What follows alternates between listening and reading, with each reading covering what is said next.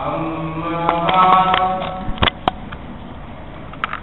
فأعوذ بالله من الشيطان الرجيم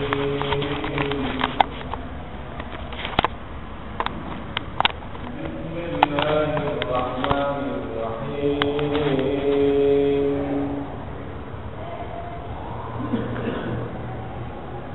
قد أفلح من زكاها وقد خاب من دساها وقال النبي صلى الله عليه وسلم العظمة إزاري والكبرياء ردائي فمن نازعني في واحدة منهما قذفته في النار أو كما قال رسول الله صلى الله عليه وسلم بزرگان محترم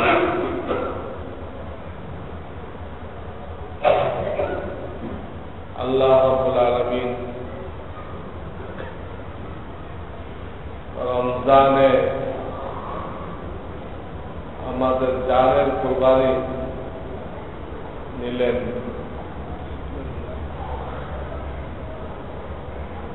আজ এই জিলহজ মাসে মালের কুরবানি। কিছু আল্লাহর বান্দা হজে গেছেন, তাদের তো মালের অনেক বড় কুরবানি, একসাথে 2.5 লক্ষ টাকা। যারা যেতে পারে নাই তাদেরও 20-40 হাজার টাকা অনেকের গেছে। আল্লাহকে রাজি খুশি করার জন্য মালের কুরবানি পেশ করেছে। হেদায়েতের জন্য আল্লাহ এটা শর্ত রেখেছে। হেদায়েত পাওয়ার জন্য আল্লাহ রাব্বুল আলামিন যে শর্ত রেখেছেন, আল্লাযীনা জাহাদু ফীনা লানাহদিয়ান্নাহুম সুবুলানা ওয়া ইন্নাল্লাহা লামাল মুহসিনিন। আমার জন্য যারা মুজাহাদা করবে, জান মালের কুরবানি পেশ করবে, আমি তাদের জন্য হেদায়েতের দরজা খুলে দিব। হেদায়েতের দরজা মানে জান্নাতের দরজা। দুনিয়াতে যেটাকে হেদায়েতের দরজা বলা হয়, হেদায়েতের রাস্তা বলা হয়, সিরাতে মুস্তাকিম বলা হয়, ওইটাই পরকালে যে জান্নাতের রাস্তা হবে, পুলসিরাত হবে। দুনিয়াতে যে সিরাতে মুস্তাকিমে চলতে পারবে, সে পুলসিরাত পার হতে পারবে। আর এইখানে যে সিরাতে মুস্তাকিম থেকে ছিটকায় পড়বে, গুনার কাজ করলে মানুষ পড়ে যায়। গাড়ি যেরকম রাস্তাতে পড়ে যায়, আর চলতে পারে না, মানুষের উপর পড়ে যায় গুনাহ করার জন্য। যখন তওবা না করে, আল্লাহর সাথে মুআমালা ঠিক না করে, সে আর আগাইতে পারে না। তো এই জন্য বলতেছিলাম যে দুনিয়াতে যে রাস্তাঘাটে মুস্তাকিম, ওটাই পুলসিরাত। এখান থেকে শিক্ষায় পড়লাম যে পুলসিরাত তো নিচে পড়ে গেছে। এই কারণে চলে গেল এর উপর দিয়ে, আল্লাহকে নারাজ করে রাস্তার থেকে আউট হলো না, সে ওই জন্য সিরাতে মুস্তাকিম থেকে পড়বে না, পুলসিরাতের থেকে পড়বে না। পুলসিরাতের নিচে তো জাহান্নাম,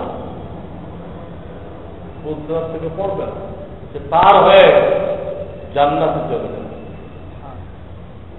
তো যারা জান মালের কোরবানি করবে এদের জন্য আল্লাহ হেদায়েতের রাস্তা, জান্নাতের রাস্তা খুলে দেবে। দুই রকম কোরবানি বিভিন্ন আয়াতে আল্লাহ বলেছেন, ইয়া আইয়ুহাল্লাযীনা আমানু হাল আদুল্লুকুম আলা তিজারা, হে মুমিনগণ তোমাদেরকে একটা ব্যবসার কথা বলবো না? তুমজিকুম মিন আযাবিন আলীম, যে ব্যবসা তোমাদেরকে কঠিন আযাব থেকে বাঁচিয়ে নেবে। দুনিয়ার ব্যবসায় চারটে লাভ হয়, অনেকের লোকসানও হয়, দুটা হতে পারে। কিন্তু এই ব্যবসা সম্পর্কে স্বয়ং রব্বুল আলামিন গ্যারান্টি দিচ্ছেন যে তোমরা আযাব থেকে, জাহান্নাম থেকে বেঁচে যাবে। তার মানে জান্নাতের মালিক হয়ে যাবে, জান্নাতের মালিক হয়ে যাবে। কি? তুমিনুনা বিল্লাহি ওয়া রাসূলিহি ওয়া তুজাহিদুনা ফী সাবিলিল্লাহি বিআমওয়ালিকুম ওয়া আনফুসিকুম। তোমরা ঈমান আনবে, আল্লাহ এবং আল্লাহ রাসূলের উপরে ঈমান আনবে, এবং আল্লাহ তোমাদেরকে যে জান মাল দিয়েছেন সাময়িক মালিকানা, পাহারাদার মালিকানা তো মূলত আল্লাহ, অস্থায়ী মালিকানা দেওয়া হবে। এই জান মাল নিয়ে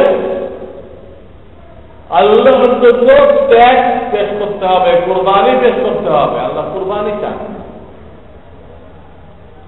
যে যত কুরবানি পেশ করছে আল্লাহ তাআলা তাকে ওই পরিমাণ মাকাম দান করছে। তা না হলে তো নবী আলাইহিস সালাম তাদেরকে এত কষ্ট করার কোনো দরকার ছিল না। তাদেরকে আল্লাহ অনেক বড় মর্তবা দিচ্ছে, কিন্তু কোরবানি ওরকম করতে হচ্ছে। কতক নবীকে করার দিয়ে দুই টুকরা করা হয়েছে, আল্লাহর জন্য দুই টুকরা হয়েছে। কতক নবীকে আলাইহিস সালাম কাফেররা এমন ভাবে চিনছে গোস্ত থেকে নিয়ে হাড্ডি পর্যন্ত পুরা শরীর চৌচির হয়ে শহীদ হয়ে গেছে।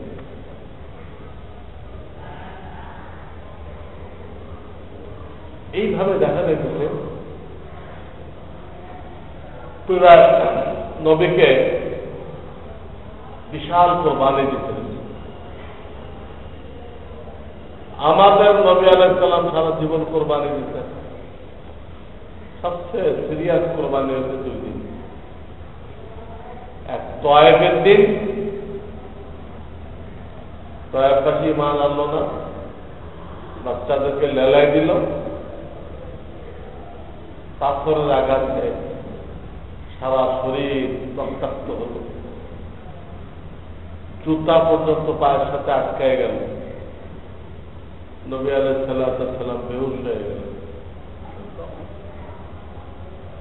পাহাড়ের ফেরেশতা আসলো, পাহাড়ের জিম্মাদার ফেরেশতা আসলো, ইয়া রাসূলুল্লাহ আপনার সমস্ত তাকলিফ আল্লাহ দেখছেন, আমাকে পাঠিয়ে কি চান?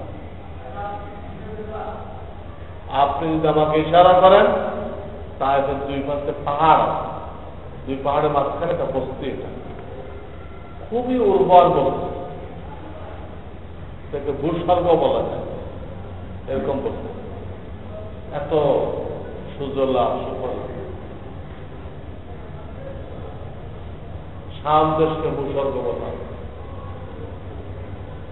তো আমি পাহাড়ের জিম্মাদারিতে আছি, আপনি বললেন আমি দুই পাহাড় খালি মিলাই দিই, এগুলো কোনো অস্তিত্ব থাকে। কিন্তু হুজুর আলাইহিস সালাম এটা গ্রহণ করলেন না। তিনি বরং আল্লাহর কাছে মাফ চাইলেন যে আল্লাহ এ লোকগুলোকে মাফ করে দাও, এরা আমাকে চিনতে পারেনি, এরা আমাকে চিনতে পারেনি, চিনলে এই ব্যবহার করতো না। এবং তিনি এটাও বললেন আমি আল্লাহর দরবারে আশাবাদী যে আল্লাহ তাআলা এদের আওলাদকে দিয়ে আমার দ্বীনের দাওয়াত পৃথিবীর দূর দূরান্ত পৌঁছে দেবে। আশা ব্যক্ত করবেন যে একসময় এরাও মুসলমান হবে এবং এদের আওলাদকে দিয়ে আল্লাহ তাআলা দূর দরাজ পর্যন্ত আমার ইসলামের দাওয়াত পৌঁছে দেবে। ঠিকই মোহাম্মদ বিন কাসিম সে সিন্ধু পর্যন্ত দ্বীনের দাওয়াত পৌঁছায় দিল। রাজা জাহিদকে কতল করে ওখানে ইসলাম কায়েম করল, ইসলাম কায়েম করল। এক ধাক্কা এই পর্যন্ত ইসলাম এসে গেল। তো বৃহত্তর ভারতবর্ষের একটা অংশ, বৃহত্তর ভারতবর্ষের একটা অংশ এই সিন্ধু এখন ভাগ হয়ে গেল। তো ভারতবর্ষে ইসলাম তো ঢোকায় দিয়ে গেল মোহাম্মদ বিন কাসিম। মোহাম্মদ বিন কাসিম কে? তিনি সাহেববাসীর ছেলে। মোহাম্মদ বিন কাসিম সাকাফি। সাকাফি মানে কবিলায় বনু সাকিবের মানুষ। কবিলায় বনু সাকিব কোথায় ছিল? সাহেবে ছিল। সাহেব সাহেব এই একদিন নবী আলাইহিস সালাম জবরদস্ত কুরবানি পেশ করতেন। আর দ্বিতীয় যেদিন জবরদস্ত কুরবানি পেশ করতেন সেটা ছিল উহুদের ময়দানে। লোহার যে টুপি কড়া এটা ভেঙে মাথার মধ্যে ঢুকে গেছে। আর এক কাফের বিশাল একটা পাথর মাথা নবী আলাইহিস সালাম মাথা পিষে দেওয়ার জন্য, মাথায় যেহেতু লোহার টুপি ছিল এজন্য মাথা তো পিষতে পারে নাই, ওইটা গড়ে আসে দাঁতের বর্গ, নিচের মাঝের দাঁতের, ওইখান থেকে দাঁত ভেঙে গেছে, দান্তান শহীদ হয়ে গেছে। ওই পাথর পড়ার দরুন দাঁত ভেঙে গেছে। এরপরে শরীরের মধ্যে 100 কাছাকাছি তীরের আঘাত লাগে। 100 কাছাকাছি তীরের আঘাত লাগে। কি অবস্থা গেছিল। এরপর তো আবু দুজানা এরা তো শেষ। আবু তালহার 2 হাত একদম বেকার হয়ে গেল। আবু তালহা হাত দিয়ে ফেরাই দিচ্ছেন। যত তীর আসতেছিল রসুলের দিকে হাত দিয়ে ফেরাই দিচ্ছে। ওনার 2 হাত ঝাঁঝরা হয়ে গেল। সারা জীবনের জন্য ওটা একদম বেকার হয়ে গেল। আর একজন সাদ আবু দুজানা উনি আল্লাহ রসুলকে শোয়াই দিচ্ছেন, দিয়ে হুজুরের শরীরের উপরে উনি শুয়ে গেছেন। শরীরের উপরে যত তীর এসে লাগছে, পাথর এসে পড়ছে, সব বরবাদ। উনি শহীদ হয়ে গেছে। এমনি গলা কাটে দেওয়া অনেকটা সহজ। যুদ্ধ চলতেছিল, এক তলোয়ার এসে কারো গর্দান উড়ে গেল, সহজ, খবর পাবে না, শহীদ হয়ে গেছে। কিন্তু তীর তলোয়ার আসতে থাকবে, আসতে অনর থাকবে, এটা মহা কঠিন। সাহাবী বলে সম্ভব হবে। উনি মৃত্যু পর্যন্ত নড়েন নাই। উনি তো লাফালাফি করে পড়ে দিতে পারতেন, কিন্তু করেন। আমি সরে গেলে হুজুরের শরীরে লাগে, এরপরে তো এতগুলো লাগে। যারা হাত বেকার হয়ে গেছে, কেউ কোরআন শহীদ হয়ে গেছে, এরপরে হুজুরের শরীরে 100-র মতো জখম লাগছে, মাথা ভাঙছে, দাঁত ভাঙছে। এই কুরবানি কেমন? কিন্তু আল্লাহ তাআলা ওনাকে এত বড় মর্যাদা দান করছে, কোরবানিও সেরকম দিচ্ছেন, কোরবানিও সেরকম দিচ্ছেন। কারো বলল অবকাশ নেই যে এই মর্ত আল্লাহ তো আরেকজনকে দিতে পারতো, আমাকেও দিতে পারতো, আল্লাহ দিলেন তো। সেই কোরবানি যখন শেষ করো, খামাখা আল্লাহ কাউকে বড় মর্তবা দিচ্ছে, এর কোনো নজির নেই। কোরবানির উপর দিচ্ছেন এটা, দিনের জন্য ত্যাগ। ইমাম হুসাইনের এইভাবে নির্মম শাহাদাত বলার কি দরকার ছিল? যেহেতু আল্লাহ তাআলা ওনার কিসমতে বিরাট মর্যাদা লিখে রাখলেন, সেই মর্যাদার জন্য ওনাকে এই কোরবানি পেশ করতে হয়েছে।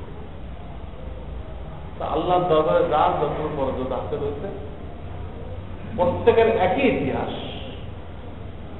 তাকে কোরবানি পেশ করতে হয়েছে। নিজের জানের কোরবানি, মালের কোরবানি, ইজ্জতের কোরবানি, আওলাদের কোরবানি। ইব্রাহিম খলিলুল্লাহ এমনি খলিল হয়ে গেল, আওলাদের কোরবানি দিতেন, শুধু আল্লাহ এটা নেন নাই,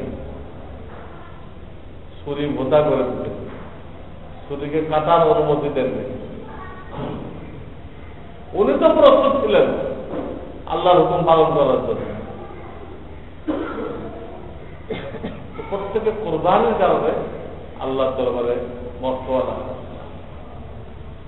আল্লাহর দ্বীনকে বাস্তবায়ন করার জন্য নিজের মধ্যে আল্লাহর জমিনের মধ্যে, নিজের মধ্যে আল্লাহর জমিনের মধ্যে আল্লাহর দ্বীনকে বাস্তবায়ন করার জন্য কোরবানি যারা করছে, আল্লাহ তাদেরকে হেদায়েত দান করছেন এবং তাদেরকে উচ্চ মাকাম দান করছেন। কেউ কোরবানি ছাড়া কোন মাকাম পায়নি।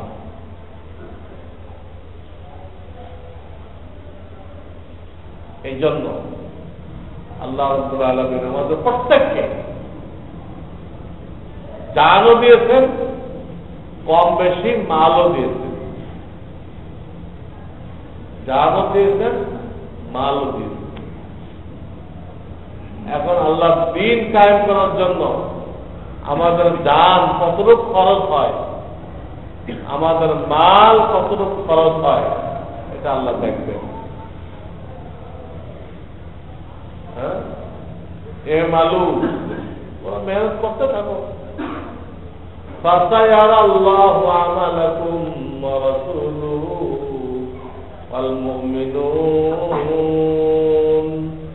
তোমার কুরবানি রব্বুল আলামিন দেখতেছেন, আল্লাহ রাসূলের কাছে পেশ করা হয়েছে, প্রত্যেক সপ্তাহে আমাদের আমলনামা পেশ করা হয়েছে।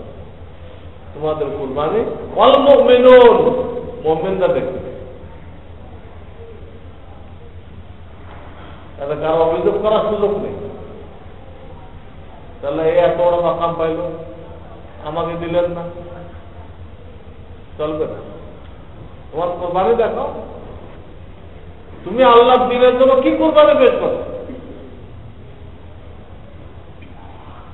6 লক্ষ সাহাবায়ে কেরাম, তাদের কবর মক্কা মদিনায় পাওয়া যেতেছে না,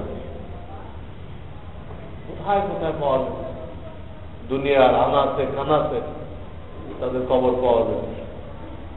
কত বড় কোরবানি, কত বড় কোরবানি। এই কোরবানি আমরা কতটুকু পেশ করতে পারি। তাই বলতেছিলাম, রমজানে আল্লাহ কিছুটা আমাদের জানের কোরবানি নিলেন, আবার এই জিলহজে কিছুটা মালের কোরবানি নিলেন, 2 কোরবানি নিলেন। এগুলো ব্যক্তিগত ইবাদতের মধ্যে নিয়েছেন, এই 2 কোরবানি নিয়েছেন ব্যক্তিগত ইবাদতের মাধ্যমে। আর একটা হলো আল্লাহর দিন আল্লাহর জমিনে কায়েম করা, ব্যক্তিগত না ওঠে, আল্লাহর দিনের জন্য, সেটা আমাদের কার কতটুকু আছে এটা আমাদের আমল নামায় দেখতে হবে, মিলায় দেখতে হবে, জিজ্ঞাসা করা হবে। এই উম্মত একা আমল করবে এর জন্য এই উম্মত না, এর জন্য আগের উম্মত। এই উম্মতকে ব্যক্তিগত আমল তো করতেই হবে, আবার এটাকে দুনিয়ার মধ্যে পৌঁছাইতে হবে, দুনিয়ার আনাচে কানাচে পৌঁছাইতে হবে, যেহেতু শেষ নবীর উম্মত, খাতামুন নবিয়্যিন,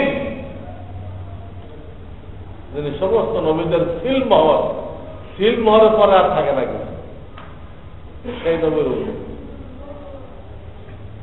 সেই নবীর উম্মত হওয়ার কারণে এটা সবার দায়িত্ব এসে গেছে, প্রত্যেকটা মুসলমানের দায়িত্ব এসে গেছে যে আল্লাহর দ্বীন আল্লাহর জমিনে কায়েম করার জন্য, বাস্তবায়ন করার জন্য তোমার জানের কি কুরবানি আছে, তোমার মালের কি কুরবানি আছে, তোমার খতিয়ান তুমি মেলাও, তোমার বিচার তুমি করো, যাতে হাসরের ময়দানে নবী আলাইহিস সালাম এই কথা না বলেন যে আল্লাহ আমি এত কোরবানি করে মাথা ভেঙে দান শহীদ করে আমি এই দ্বীনের আমানত রেখে আসছিলাম, কিন্তু আমার উম্মতেরা এটাকে আল্লাহর জমিনে কায়েম করার জন্য, প্রতিষ্ঠিত করার জন্য তারা কোনো কোরবানি করে না। কোরআনে 19 পারার প্রথম পৃষ্ঠা, যাদের কোনো কোরবানি নেই, খালি চাকরি করতে আর খাইছে, ব্যবসা করতে আর খাইছে, চিন্তাই করে নাই যে আল্লাহর দ্বীন আল্লাহর জমিনে কায়েম করার একটা দায়িত্ব তার উপরে আছে, এবং এই সম্পর্কে তাকে জিজ্ঞাসা করা হবে, চিন্তাই করে। আমি তো হালাল চাকরি করছি, ভালো কথা, হালাল চাকরি করছি, ভালো কথা, হালাল চাকরি করছেন, কিন্তু হালাল চাকরি করে হালাল যদি খাইলেন, 5 ওয়াক্ত নামাজ পড়লেন, আপনার দায়িত্ব কি শেষ হয়ে গেল? তিনি এত তাকিদ করছেন, দিনের কথাগুলো পৌঁছাতে থাকো, নতুন ওহির বরকত থেকে মাহরুম হয়ে যাবেন, তোমাদের দোয়া কবুল হবে না, এবং তোমাদের উপরে চতুর্দিক থেকে আযাব আসবে, সে আযাব থেকে মুক্তির কোন রাস্তা পাইবে না। কিন্তু আগেই আল্লাহর দ্বীনের জন্য কোরবানি পেশ করো, আল্লাহর দ্বীনের জন্য ভূমিকা রাখো।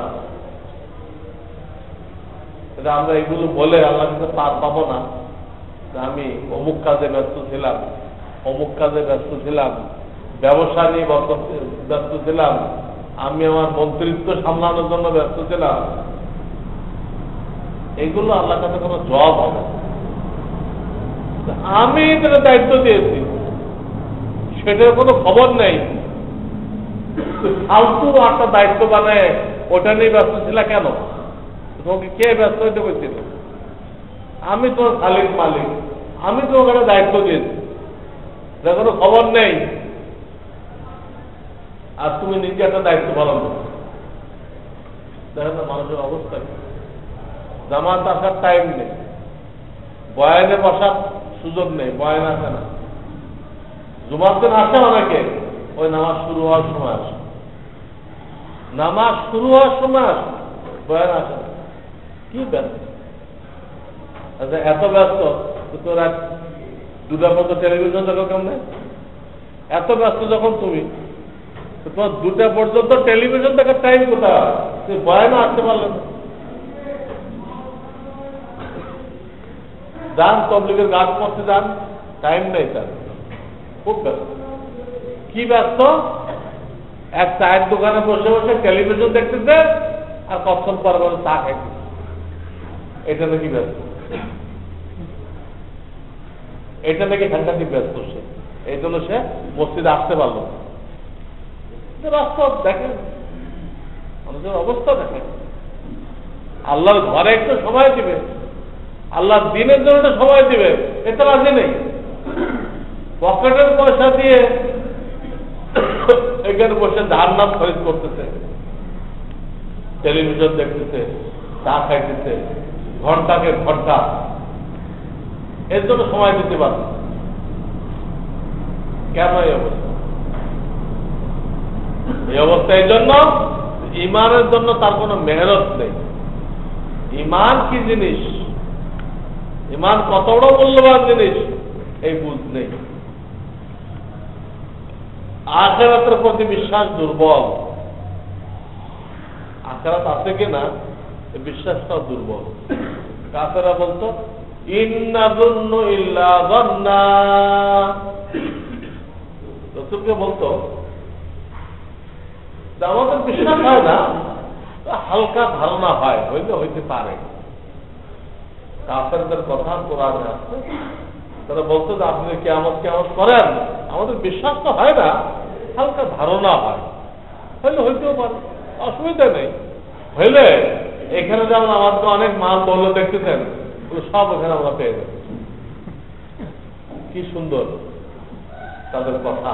কোরআন আল্লাহ নকল করছে, কোরআন নকল করছে, যদি হয় কথার কথা, তা আমাদের এই লোকজন, এই লোকবল, জনবল, ধনবল সব আমাদের থাকে।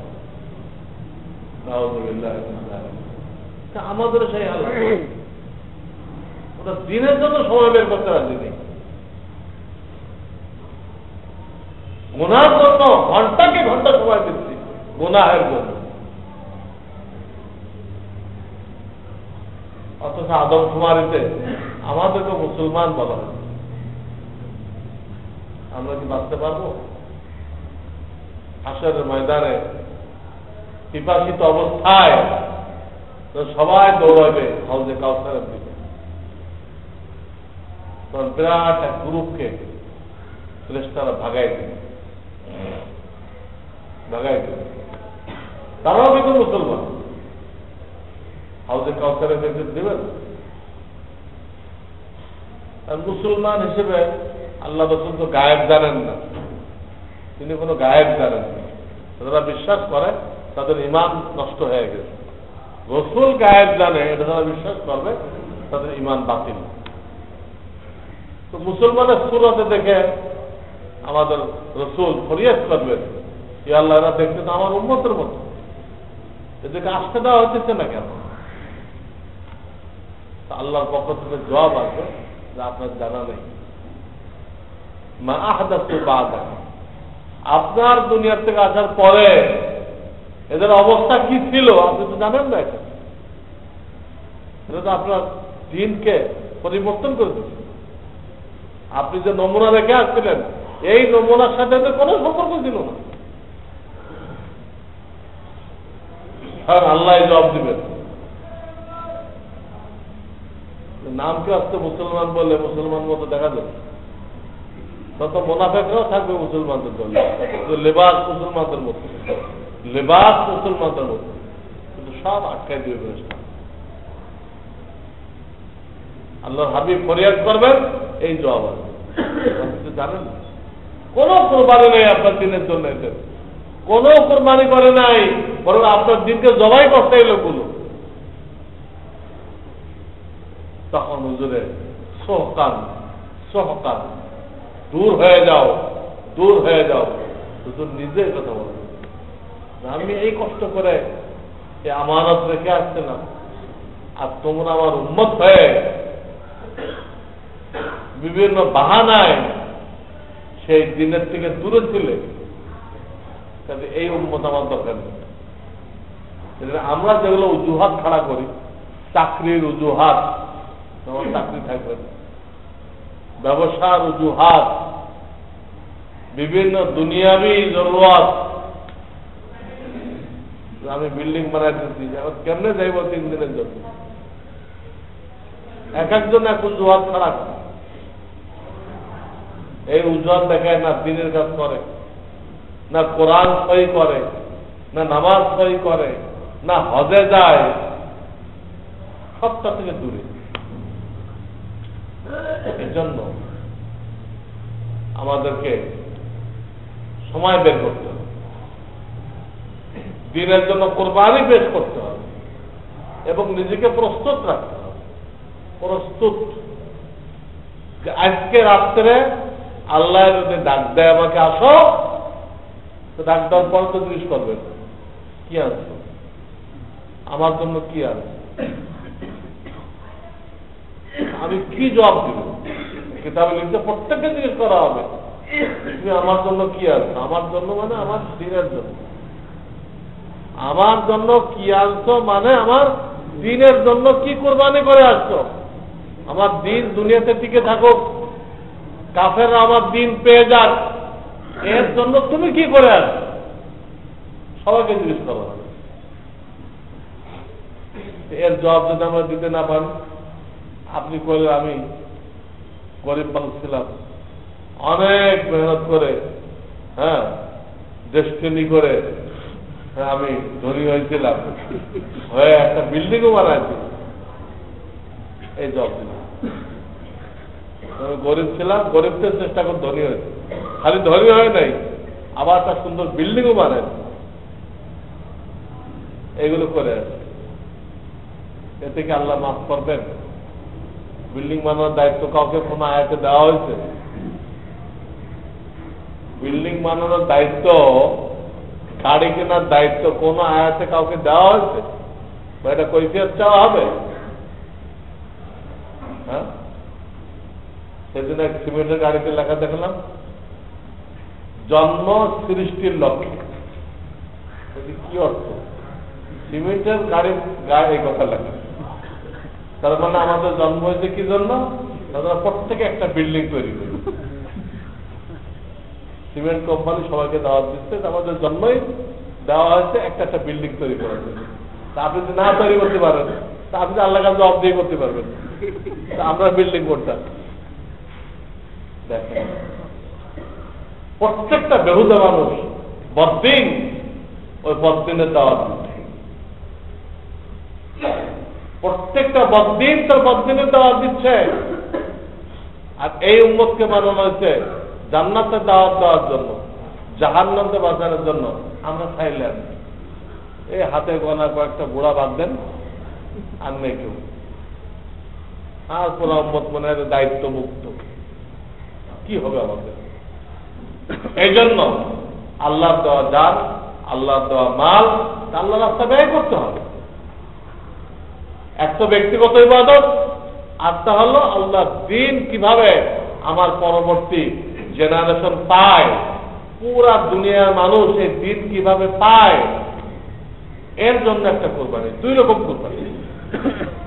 কিন্তু কাফেররা এই কথাটাই বলতে যে আমরা যা আবিষ্কার করি সব তোমাদের কাছে পৌঁছে দিই, সব। আর তোমরা জান্নাত হয়ে বসে রয়েছ, তোমরা জান্নাত হয়ে বসে রয়েছ। জান্নাত কেমনে পাওয়া যায় এই বুদ্ধি তোমাদের কাছে আছে, এই এলেম আল্লাহ তোমাদেরকে দিচ্ছে।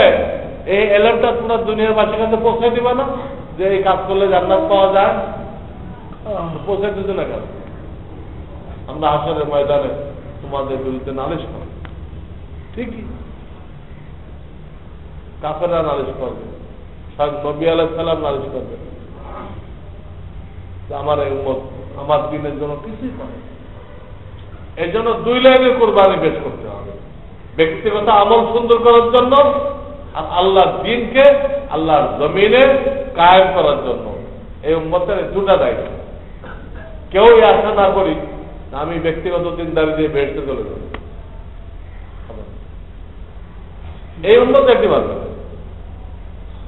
আগের উন্মতের জন্য ঠিক ছিল, তখন একের পর নবী আছে, এক জামানা 1000 নবী, প্রত্যেক গোত্রের জন্য ভিন্ন নবী। একজন নবী মারা গেছে, সকালে মারা গেছে, 1 ঘন্টার মধ্যে আর একজনকে আল্লাহ তাআলা নবুয়ত দান করেছে। নবীতে খালি ছিল, সর্বক্ষণ নবী ছিল। কিন্তু আমাদের নবী চলে গেছে, আর কোন নবী আসবেন?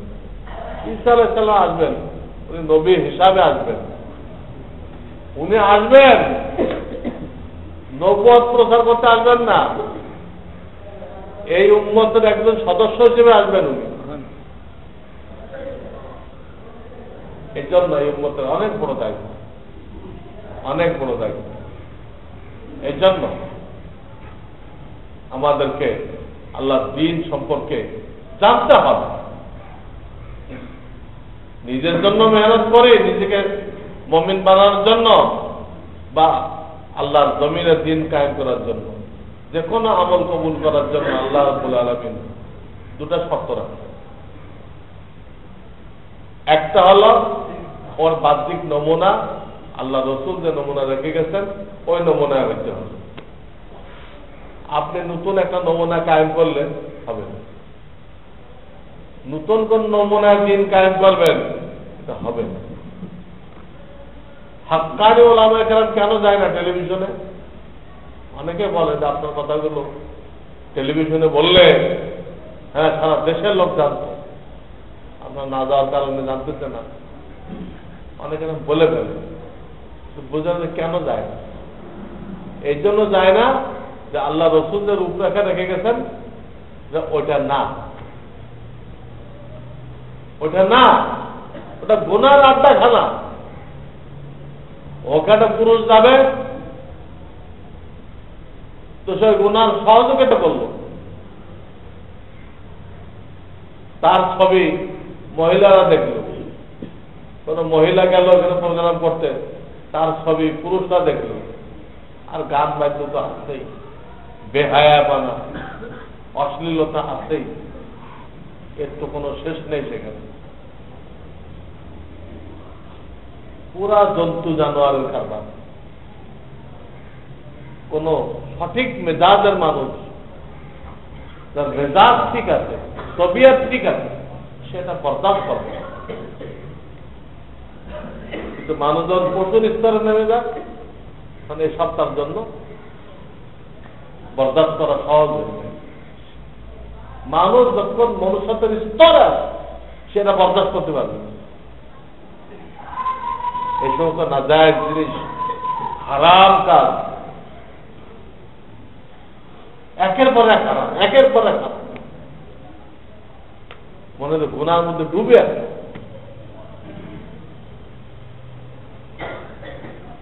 তো বলতেছিলাম যে কোনো কোরবানি আল্লাহর দরবারে পাঠ করাইতে হলে, মঞ্জুর করাইতে হলে দুটা জিনিস লাগবে। একটা হলো বাহ্যিক আকৃতি, আল্লাহ রসুল যে আকৃতি রেখে গেছে ওটার সাথে মিলতে হবে। এই জন্য কোন আলেম টেলিভিশনে যায় না, কারণ তিনি দিন কায়েমের যে রূপরেখা রেখে গেছেন ওর মধ্যে কোনো গুনার মিশ্রণ নেই। নির্ভেজাল ইবাদত, নির্ভেজাল ইবাদত।